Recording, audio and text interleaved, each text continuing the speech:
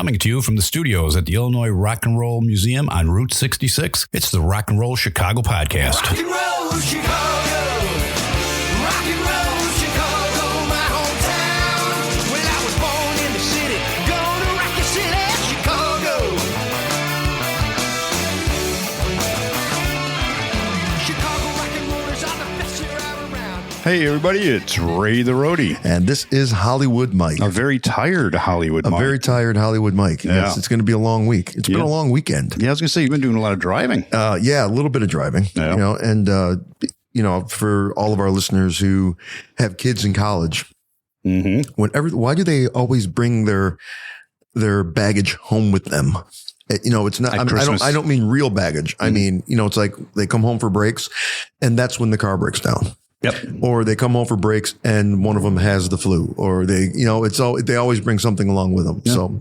Yep. So this weekend I was dealing with brakes on my son's car. Yeah. Had to go pick him up. And we decided, I took one look at the brakes and I started calling around and I said, how much do you just do the brakes? Right. And every place I went, they wanted $160 a tire. Wow. To do a brake job. And I finally found a Firestone that said, well, we'll do it for $100. Cause I said, you know what? I'm not going to have it done if you're going to charge me that much. He goes, we'll do it for $100. So I said, that's fine. We spent all afternoon in Bloomington Normal. And I said, you know what? You live in an apartment here. Just stay here. They can get the car in tomorrow morning, drive home today. So that's what he ended up doing. So what a pain in the butt. Very good. Yeah. Well, I'm glad he could make it tonight. I'm exhausted. Yeah. Yeah, me too. I'm tired. Thought I was going to be here by my lonesome. No, not at all. I would never leave you here by yourself. We won't go there. So tonight we have joining us one of the members of Superfly Redneck. How you doing, man? Hanging in there. Doing good. Good. The Superfly Redneck. The Superfly, yes. The original. The one and only. That's right. Drummer, singer, as well. Wow. So he not only can do, he can also do the rubber baby buggy bumper thing all at the same time. That's for all of you who watched Zoom growing up as kids. Not using Zoom now. Right. The Zoom television show. So where did this all start? Always been a drummer. I started out as a drummer since I got a picture of me on a diaper on my dad's lap. Looks like me, and then I can see my little fat baby legs on there, and it tells me. And then my mom's side of the family, they were all honky tonkers back in the 60s and 70s. So I just was brought up with it. And then the whole thing, playing drums and singing, I started doing that probably 16. I'm 44 now. The band, me being the drummer and the singer, was the singer didn't show up, and I told the band, if you ever need a guy to sing, and said, oh, tonight's your night to shine. And next thing you know, I sang the whole night, and then he came back for maybe one or two more gigs, and then he left, and then tried another guy out. It didn't work, and then I just stepped up and been doing it now for almost 20 years now. Wow. Yeah. I always wanted to be a fly on the wall when somebody goes to their parents and say, yeah, Dad, I want to be a musician. And I say, oh, great. What instrument do you want to play? And he goes, the drums. Yeah. And then of course the person to me would say, son, I thought you said you wanted to be a musician. Yeah.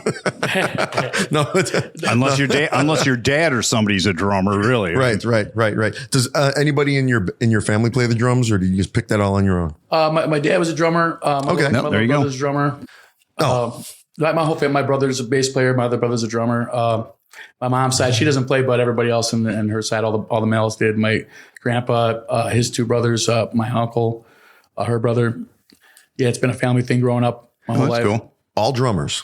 No. My grandpa didn't like me playing the drums. He didn't want me to be a drummer. He said, boy, you got to be out front. Ain't nobody going to see you behind the drums. So, after he gave up on it afterwards, then he'd be like, well, my grandson can play any style of music, on the drums. So right. Finally, he knew I wasn't going to not be a drummer. So your grandfather was a front man, I assume. Yeah, keyboard player, piano, guitar, singer. Okay. Yeah. All right. The entire family originate from Chicago? Actually, my dad's side, they're from Chicago. Actually, his family's from up north, Wisconsin and UP, and they came down here.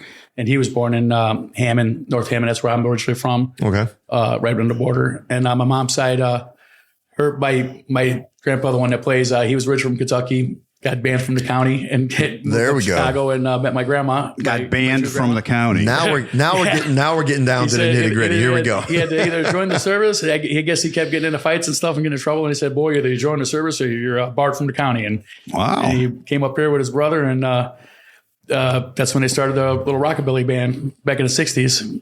Wow. Before DJs, where they'd have to play music for everybody, you know, and you know. Yeah, right.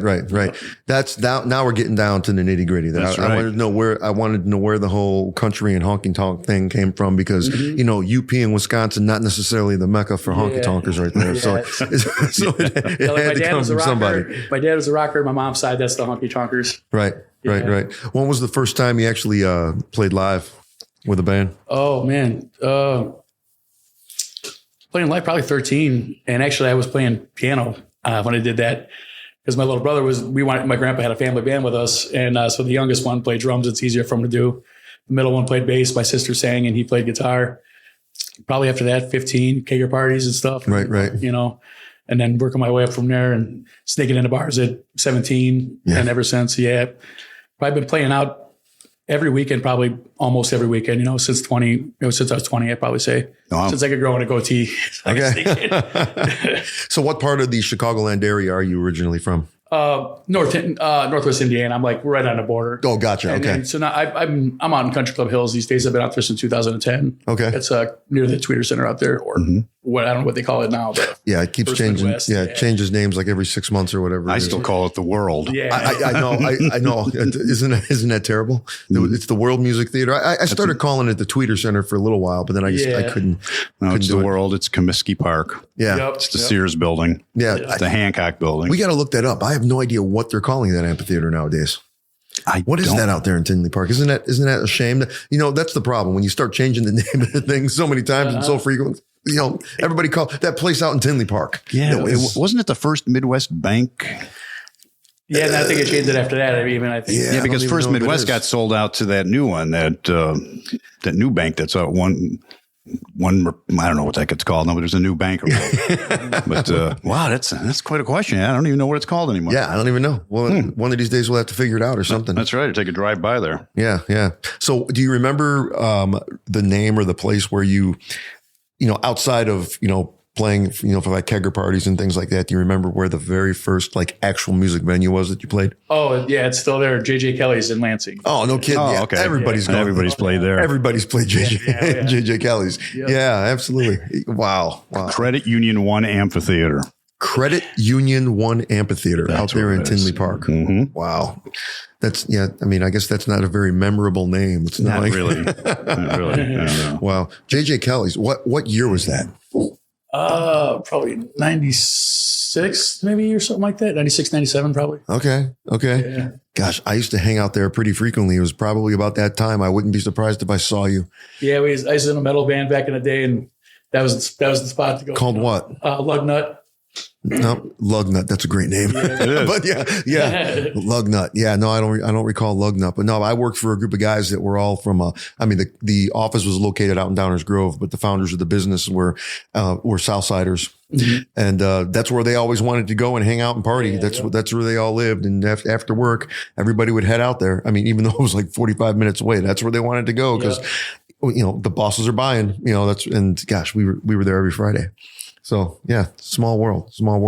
So how long have you had?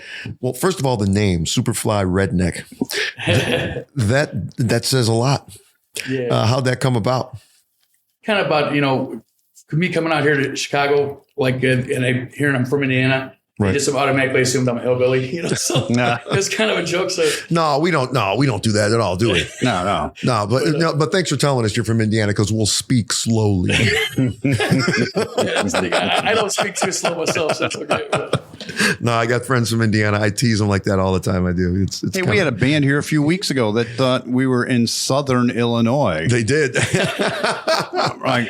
They were like, is 80 south or north of here? We're Yeah, like, south. Okay, then you're still good. Yeah, yeah. Thanks. Yeah, we've never been out to Southern Illinois before. It was Southern Illinois. Wow. Where were they from? They were from up north. They were like, I think Lake Zurich area or some Crystal Lake, something like that. Yeah, that's kind of funny. Well, it's funny because I just kind of drove from that area. I kind of get it. I mean, because they had to be here about this time. Oh man, that's one hell of a drive. So, Yep. Wow. Wow.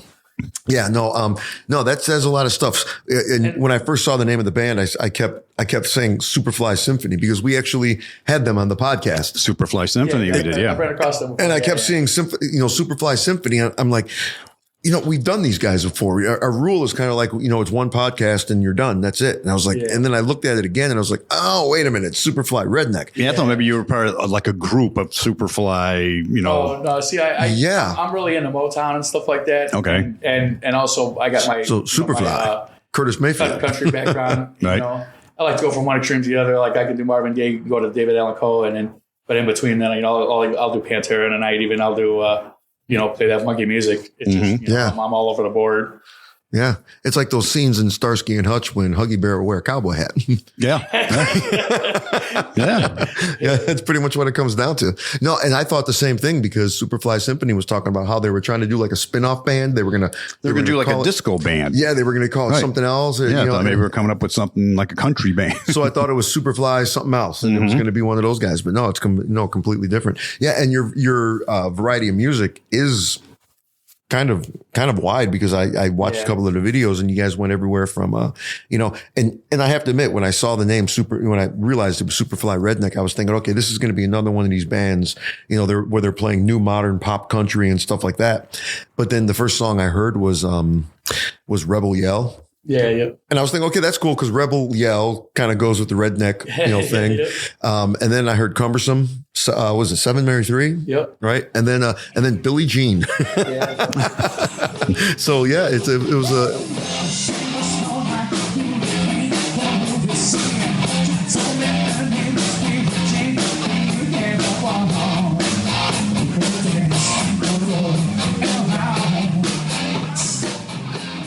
Wide variety. My dad, he's from Gary, right next door to me. Yeah, that's right. That's right. So are you, for all practical purposes, kind of like the band leader? You're the one that put everything together? Yeah.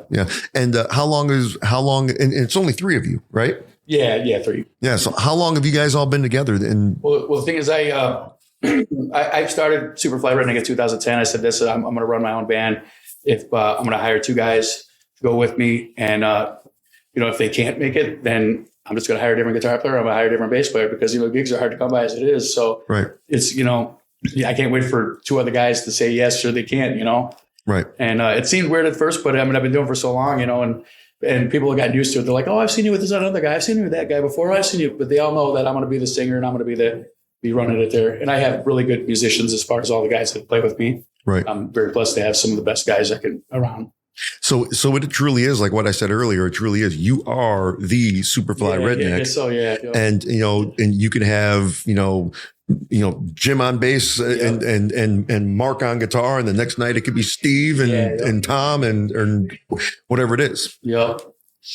Boy, somebody was cruising by with the windows down. No kidding. And it's cold out. Yeah. Not everybody can hear that because these microphones don't pick things up, but we hear it. Somebody just drove past the building.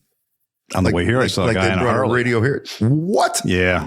No way. Yeah, coming down 30, I saw a guy riding on a Harley. I said, you're crazy, dude. That's insane. He must have been desperate to get that thing back home. Oh, yeah. He must have been in the shop somewhere. Yeah, I would be. Because I know that's coming because, I gave my son the Harley, right. a couple of months ago. And I know he's going to say, can we go riding? Yeah. Nope. You're going to get that one. But it's sunny. I don't do choppers in the wintertime. I'm sorry. Not at all. So how many other guys do you have playing with you, I guess? Maybe probably got about 4 guitar players, maybe 4 bass players that I switch around from that I can think of off the top of my hand, off the top of my head. Okay. How do you do that? Okay, you get a gig and you're like, okay, well, now I need to put a band together. Do you have your first call guys, your second call guys? Do you kind of organize it that way? I like to switch it up too, so that we don't all get sick of each other. Okay. Because that can definitely happen. Because I've used guys over and over and over and over, and as much as I play 2 or 3 times a week, you can get on each other's nerves here and there. Oh, sure. Sure.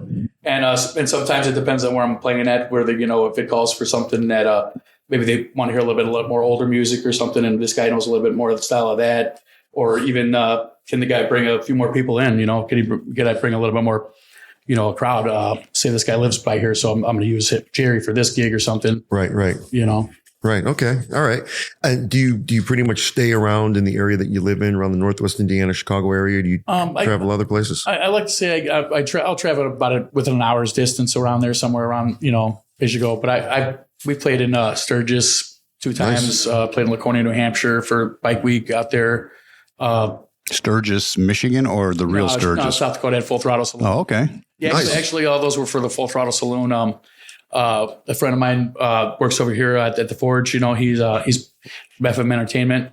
Buddy Frank, he hooked us up with them guys, and then and Jesse from Jackal's part of the deal. Nice. And Yeah. they really liked us. And first we played with them. Did a Bike Week, Laconia Bike Week was their 80th anniversary in New Hampshire. It was pretty awesome out there, and did the whole week out there. And then they said, "Hey, you guys want to come with us to Sturgis?" And we're like, "Sure." We went out to Sturgis with them, did the whole week, and then they did one like a bike weekend around Labor Day weekend called Thunder in the Rockies, and went out there, did that weekend, and it was cool. And then the next year we did Sturgis again. Nice. Yeah, How long ago was that? that was 2011 and 12. Okay. Yeah, 2011 and 12. That sounds kind of like a dream tour there. It really does. So how did you get hooked up with that again? Who? A friend of ours from FM Entertainment. Okay. He I think they were looking for a band that could do something like that. Yeah, And, right. He's like, I know a band that could do that, and we didn't know much about what was going to go on. We kind of just said, hey, let's go, and we went out there. And it was a little hairy at first when we got to New Hampshire because it was chaotic. Right. They just basically set up a big tent, and then they build a bar up there, and stripper poles and stuff, and everybody's running around, like, who do I talk to? Where's this guy at? What do I do? Right. And then, after the day, first day, I think we slept out in the truck, and I slept in a trailer, and we woke up the next morning and found the guy we had to talk to, and it was okay from then on. So Wow. And that was Laconia. yeah. That's another pretty cool bike rally. Wow. So you all just kind of loaded up the truck or loaded up the van or Yeah, whatever, and yep. you drove to New Hampshire. Yep. Wow. Yeah. That's cool. Wow. And you played at the real Full Throttle. At the real- and then we did yeah. the real one in Sturgis. Yeah. And that when I pulled up, and they said, "Are you guys Molly Hatchet?" And I said, "You didn't know either. You Are can you tell guys Molly Hatchet? We was like- can be. I was like, either you can tell them a hillbilly or they drive a minivan too." So The answer is always yes. Doesn't matter. The answer is always yes. When they find out, too late. We already had the girls. We've all seen the Blues Brothers. Yeah. We're the good old boys. yep. Yeah, no kid. So Full Throttle Saloon, and I'm going to precursor this by saying is we have listeners from all over the world. Actually, Yeah. our number 2 market is India. So for people that don't know or understand what we're talking about here, Sturgis and Laconia as well, is these are huge biker rallies. Yep. Mostly Harley Davidson, motorcycle club type folks. Dressed in leather, or dressed in almost nothing at all. And Full Throttle Saloon is pretty much a saloon that doesn't exist until Sturgis. You're right. I mean, I've driven through Sturgis when the bike rally wasn't going on and drove right past Full Throttle Saloon because it's so inconspicuous. And then when Sturgis is actually going on, it's kind of like the big top of the circus. It really is. And Sturgis itself, the town, is a ghost town. It's a ghost town. It is. There's empty nothing there. storefronts. There's nothing. The bars are closed. Everything's shut. But boy, those few weeks of the bike week, look out. Yeah. I mean, they pretty much make their nut in 3 weeks out of tourism. Week before, week of, week after. Yep. About an hour away from Deadwood, where they're located. Great ride. I can understand why it's there, but I used to that go had to have been awesome. I went there many times. Yeah. It's a riot. So you've played the main stage at Full Throttle. We kind of bounced around. We were up like when you first walked into the bar, like that's where we were, like the kind of the greeting band, I guess you'd say. So you get a lot of traffic coming through there, just coming by it. It was pretty cool. It was and then a couple times they had like a little stage in the back there, by the huge stage. But I didn't play the big stage, which I could have. That would have been really cool. But yeah, they. Every day we played, had a gig every day. I think we had like one or 2 days off. And then I think the day that we had off, they asked if we could play again. So, Wow. we got to make the money while you're there because we got paid by each gig, Right. So- And you had a long drive back home, and Yeah. It got exhausting after the first 3 days. I was like, I heard Kenny Wayne Shepherd playing, and I could go backstage. I was like, he sounds good for my cabin. I fucking partied out. I got 5 more days to go here. I'm gonna chill. So they put you up? Yeah, they give you a cabin out there. Okay. Yeah. Yep. oh, that's nice. That is nice. Yeah, I do that once or twice. Oh yeah. I'd have to load up the truck and everything else with all the gear that I need, and I would have to trailer the motorcycle there. There's no way I'd be going to Sturgis without it.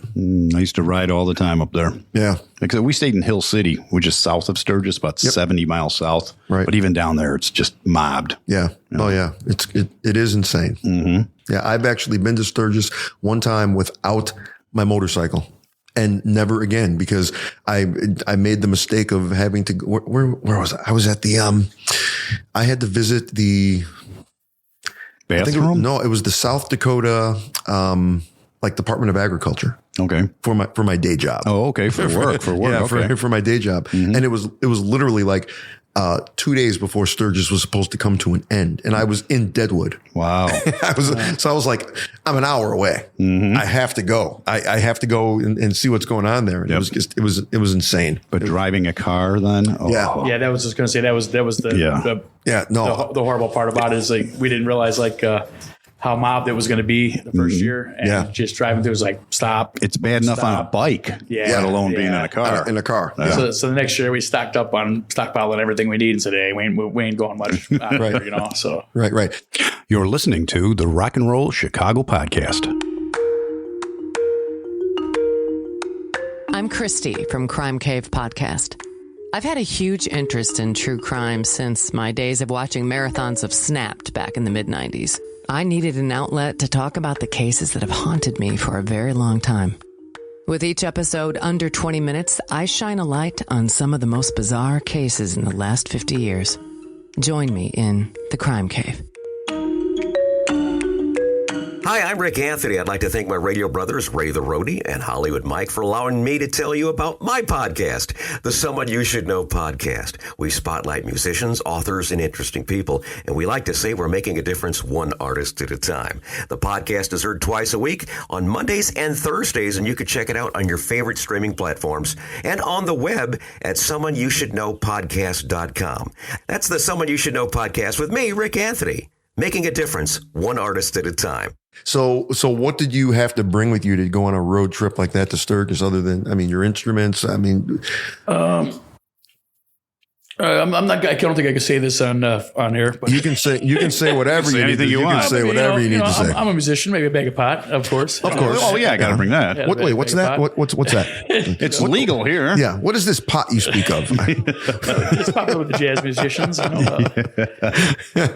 But in a case of beer, and that's we got some survival food in that, but. Other than that, it was just, survival food. Yeah, some peanut butter and jelly, some instant coffee. So did you have the same guys go to Laconia and Sturgis with you, or were these different guys? Yeah, actually, yep. It was the same guys. Same guys? Yeah, Okay. my original lineup. Okay.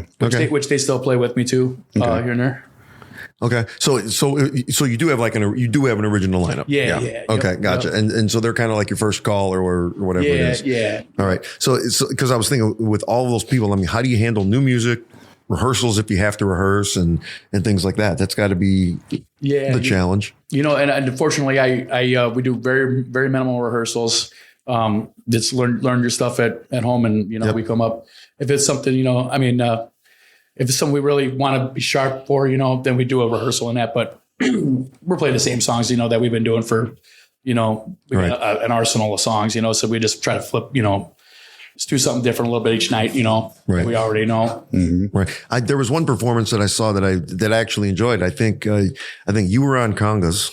You had some, so you kind of did like an unplugged thing, and I did that a lot too. I do a 2-man acoustic. Okay. All right. Yeah, that was. I think you guys you covered "Can't You See" on that one. Is what I saw. That was pretty interesting too, to sit down there and do the congas in the whole bit. Yeah. Interesting. Interesting concept. It's kind of like almost like Black Label Society. Yeah. Or something like that. But it's one guy and throw together whoever you want to put together. Yeah.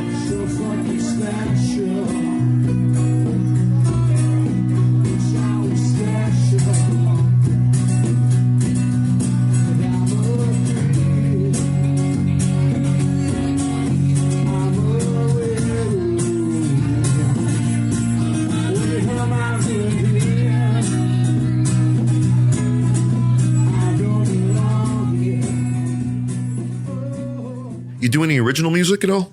No, I don't actually. I always think about it, but I never get around to it. Well, I mean, I guess it's hard to write a melody on the drums. Yeah. That's, for sure. But you need some kind of collaborator to go along with that. Yeah, Yep. excellent.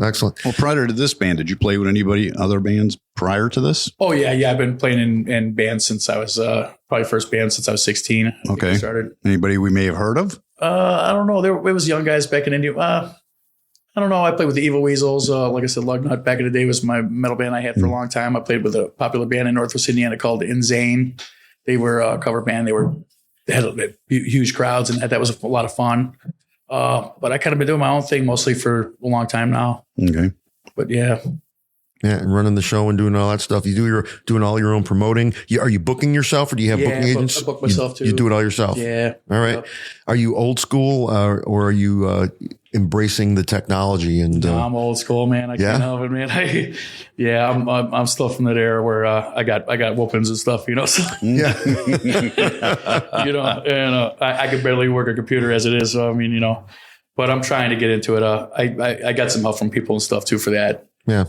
So what works for you? You know, you go in there, you're looking for a gig, because I mean, that's got to be kind of a tough sell. If nobody knows who you are, you're like, you know, yeah, we're, you know, Superfly Redneck, and okay, well, how many are in your band? Well, 3, you know, kind of thing. And, you know, honestly, I don't seek out many gigs anymore, which I'm very fortunate. Usually people call me before I have to, but it's been a while since I had to call out, but luckily I've been around, and I try to get myself out there so much, you know, that I've been heard of before, which that helps to, you know, keeping that name going for that, you know, for this many years, you know. Right. What's the place that you play the most? Oh, that'd be hard to say. I got my standard once a month gigs here and there, like around the neighborhood. I play in Tinley at a place called Cousins. Oh yeah. And I got it once a month there. We know Cousins very well. Yeah. I play at Thirsty Beaver's, one of my regular places. Oh.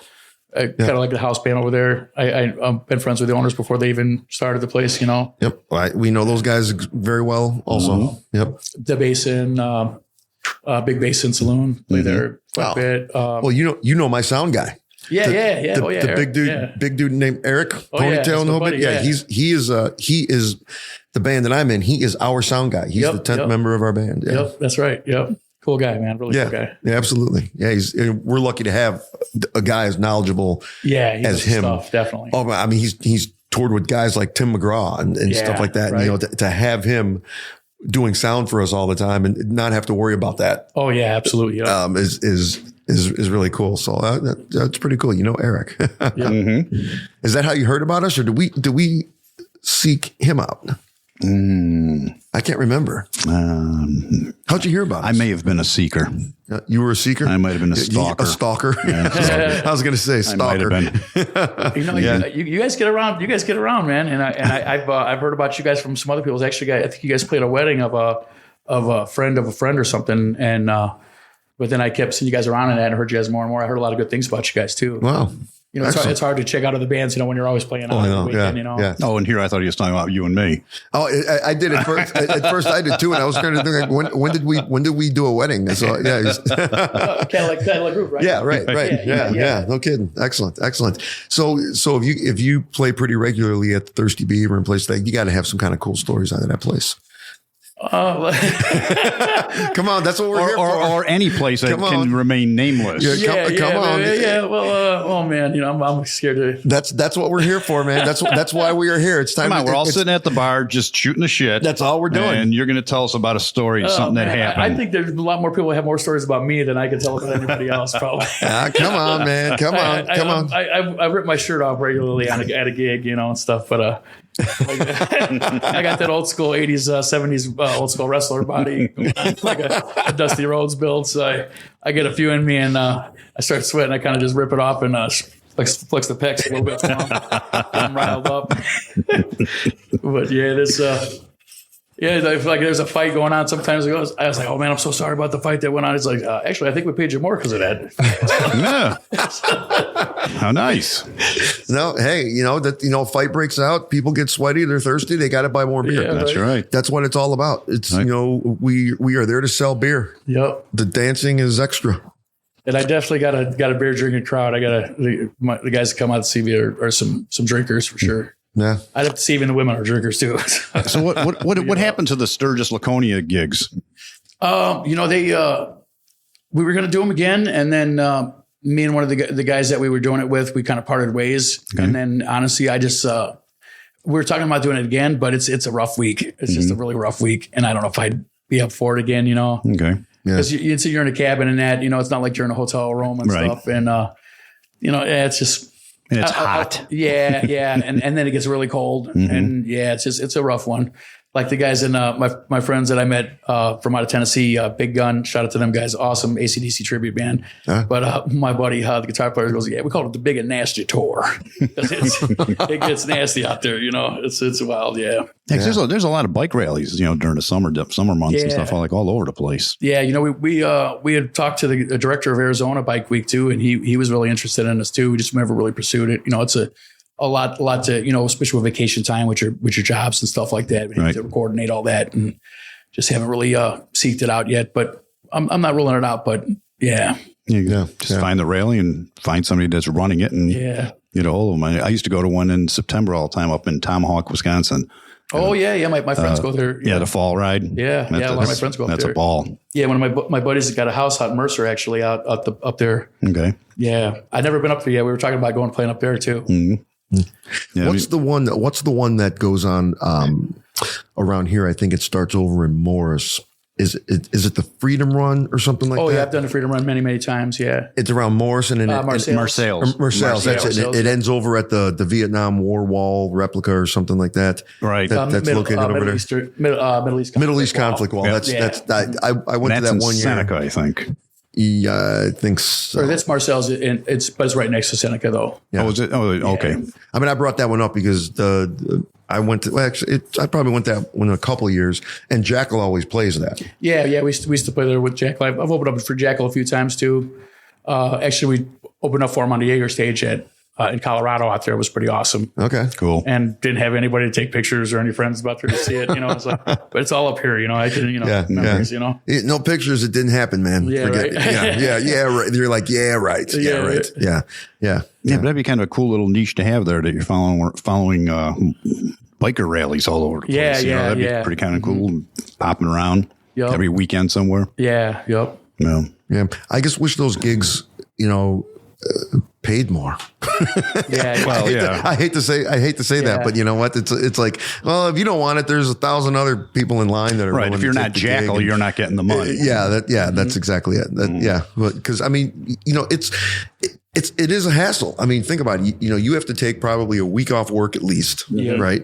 You got to get there some kind of way. You got to haul your stuff there. What if you don't have the vehicles to haul everything down that you need? You're right. Right. Yeah. Now you're renting a vehicle. And like you said, you have to find a place to stay, whether they're going to put you up or not. Mm-hmm. If you're lucky, they're going to put you up. If not, you're finding your own place and hoping that they're going to comp you some kind of way. Right. Mm-hmm. I mean, it takes a lot out of you. I understand why a lot of people don't do it. That's why that's kind of like a one-time thing. It's almost like experience. It's almost like a bucket list thing. Okay, been there, done that. Don't need to do it anymore. Kind of thing. Well, heck. So what else do you have coming up other than the bike rallies that we talked about? You got anything on the books for the next few months coming up? Yeah, we got just some bar gigs around the neighborhood and that the winter months and that summer months I'll start probably venturing out a little bit further. But yeah, just some, the local tavern gigs. I got a cousins this weekend coming up. I play a lot of local places around the house, It's nice to be home in 20 minutes, Yeah. Right. Yeah. But we're coming up the Big Basin coming up next month. Yeah, hard to think. I got so many, it's hard to remember where I'm at, every weekend. But that's a good problem to have. Yeah. I'm very fortunate. Yeah, very blessed. Yep. You said you were playing a few times a week. Yeah, I do a solo thing even during the week. Got a place probably out in Midlothian called Shamrocks. Oh yeah, okay. I got backing tracks and I just sing kind of like a lounge singer. Okay. Oh wow, all right. Yeah, which is cool. I do a lot of different stuff that I don't do with the band. Like I'll do John Legend. I'll do all kinds of crazy stuff. Right. Yeah. And that's every week. Yeah, every Wednesday. Yep. Every Wednesday. Yeah, wow. Every 10 to 11. Very cool. Yeah, that's not too far from you, is it? No. Yeah, no, not at all. Not that far. Yeah, and cousins. Have you ever gone to the Sunday afternoon blues jam at Cousins? Actually, I was the original guy that started that. Actually. Oh, no kidding. Yeah, and then I couldn't do them anymore. Just got a little rough, with work and stuff. And asked my friend Billy King, God rest his soul. Yeah. He took it over and just really, really took it way further. And they're still doing it in his memory. Well, we definitely have shared some stage time through osmosis, I guess. Because cool. I knew cool. Billy, and Ron Spin Daddy Regness. Yeah. Well, he was originally the bass player in Cadillac Groove. Oh wow! So I knew him extremely well, and Vic and that whole crew. They're now just the fabulous Kings. I love that. They've continued on. Yep. The Billy King band without Billy King. And I love that. At Billy's request, he said, "I want you guys to keep going on." And so they kept doing it. We interviewed them about a year ago, I think. Yeah, probably about a year. Yeah, on the podcast, they were one of the first ones that I brought in. You brought in, yeah, that's right. Yeah, so we definitely know some common people. That's for sure. Wow, excellent. So where can people find you? Social media wise, Facebook's the best place probably to hit us up. Okay. Superfly Redneck. Okay. Yep. No I website? post up. No, I don't do the website right now. Oh, that's right. You said you don't do the computer thing. Yeah, I'm like an old guy told me. He goes, I'm word of mouth that either makes you or breaks you, and I guess I'm not doing too bad at the word of mouth. But but yes, pretty soon I'm probably going to do the website thing because not everybody's in the world's on Facebook and that, Right. And maybe I'll get to the Instagram, but most of my following is a little over 18 and stuff. So Yeah. I did find you on Facebook. Cool.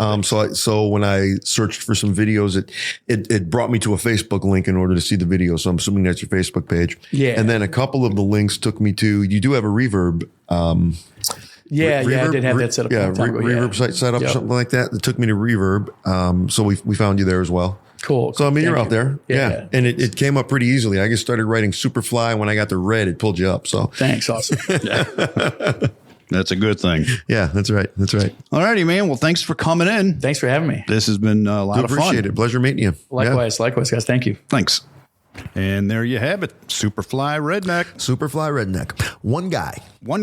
And puts it all together with a bunch of other guys. Yep. Whoever he needs, whenever he needs them. Yep. Superfly Redneck. That is a cool name for a band, but it didn't dawn on me that he is the Superfly Redneck. And and I really was wondering if he was part of maybe that had a Superfly thing going on, or that Superfly Symphony, and they wanted to go do a disco version. Then I thought maybe we were doing a redneck version. Right. And it's just like under one big umbrella, all these Superfly bands. Right. And if the Superfly organization decides to do that, yes, don't forget where you heard that. That's from. right. You heard it here first, and any profits made from that would be appreciated by the podcast. Absolutely. Yes, we would love that. But no, he was an interesting guy. Yeah, he knows what he wants to do, and he's like, hey, you know what? It's me, and I'm not going to deal with 5-6 guys in a band. Exactly, 3-piece. And luckily, he's got a bunch of guys that he can count on. Yep, right. Whenever he needs to. Right. Well, that's it for today. Once again, another fine episode of the Rock and Roll Chicago podcast. Tune in every Tuesday for another exciting episode. See you then. The Rock and Roll Chicago podcast is edited by Paul Martin. Theme song courtesy of M&R Rush. The Rock and Roll Chicago podcast does not own the rights to any of the music heard on the show. The music is used to promote the guests that are featured. Rock and roll Chicago.